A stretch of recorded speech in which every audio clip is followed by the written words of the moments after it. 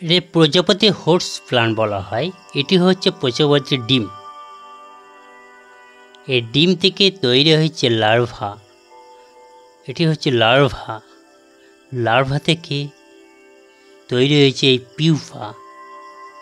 এই পিউপা থেকে তৈরি হয়েছে প্রজাপতি। প্রজাপতির এই 4টি প্লান্টকে বলা হয় হোর্স প্লান্ট। প্রজাপতি বিভিন্ন রঙের হয়, দেখতে সুন্দর হয়। এই গার্ডেনের উপর 4 একর জমির উপর এই প্রজাপতি সংরক্ষণ কেন্দ্রটি তৈরি হয়েছে।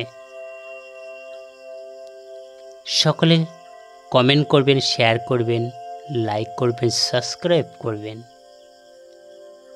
সকলের সঙ্গে থাকবেন। জীবন মানেই একটি জীবন।